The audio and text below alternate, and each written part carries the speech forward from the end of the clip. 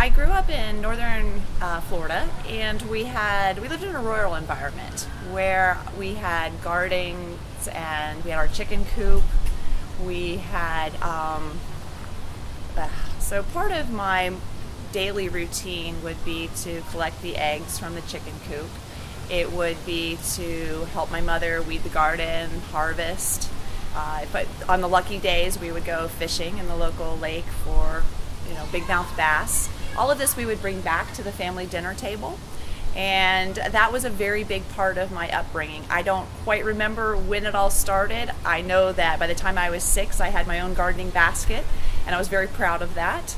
And so that's where my gardening passion began. And now that I live in an urban environment, I want to make sure that that passion is brought to all. I became a UC Cooperative Extension Master Gardener for San Mateo and San Francisco counties because it was the perfect marriage of my love for gardening and my love for education.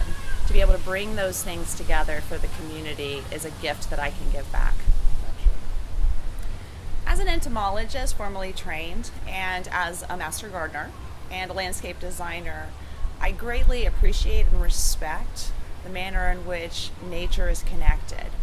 And I find that this is a great opportunity, urban farming, to bring that connection of nature and the environment and connect it to the community. So it's just another way to bridge that together. What are some of the benefits you have seen coming out of the urban farming projects that you've worked on, like this one at EJCC? Well, the urban farming projects that I've worked on have been amazing results. Here at the Peninsula Jewish Community Center,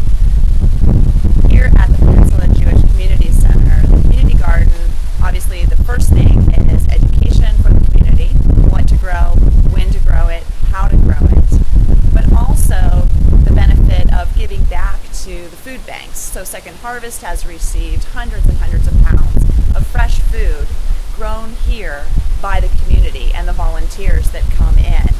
So I think that is the direct benefit.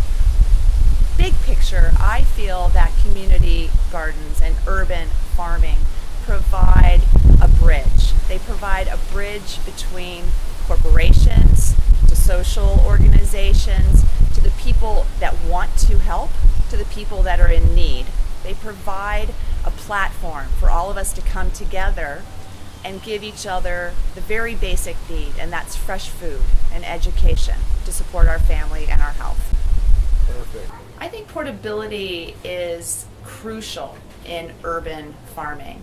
The reason is when you're in an urban environment, unlike rural, it is highly dynamic, very complex. It might be 1 or 2 years that you have a plot, a piece of land where you can have a community garden, a farm, or whatnot. It might be, so then what? So what do you do at that point? You need to move or take this resource apart. So I think that portability is a response to the dynamics and the complexity of an urban environment. Take, for example, in San Francisco County, where they have beautiful established community gardens, and now the government or the landowner wants that land back. We are in a tight real estate market. They want that land back. These beautiful established community gardens that have been serving that county are now going to have to be dismantled. And why? Because they're not portable. So to me, that is the greatest importance of portability, is the flexibility. We must be dynamic and flexible within an urban environment. Farming.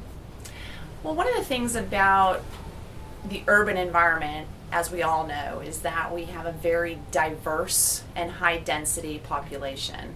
And not all of those people have access to transportation and means in order to get to where they would like to go, to education centers. By having a portable education urban farm, you'll be able to go to the widest audiences, whether it's to move it to the San Mateo County Fair, which is a highly attended event in San Mateo County. Right now we have the San Francisco Flower and Garden Show, which is in San Mateo County.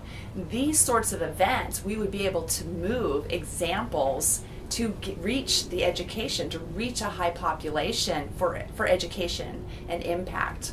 I think another thing to realize is that with our high diversity and our high population, that we want to be able to move around the county. San Mateo County is quite a large county if you think of how it spans.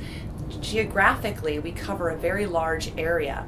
We cover a lot of different microclimates, different growing within those microclimates. So we'll be able to reach more people by being portable. One of the things that I think about portability is I think about how it is outreach on wheels. And if you have the bookmobile on wheels, think about that impact. Excellent. Another thing that I really think about is it comes down to bridging to all within our diverse community.